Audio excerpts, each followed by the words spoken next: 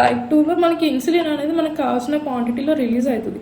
కాకపోతే దాని insulin action అనేది సరిగ్గా ఉండదు. ఇన్సులిన్ రెసిస్టెన్స్ అంటారు అనమాట దానిని.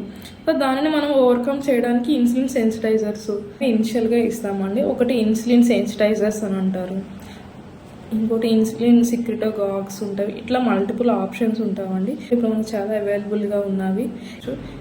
మనం డయాబెటీస్ని డయాగ్నోస్ చేయగలము.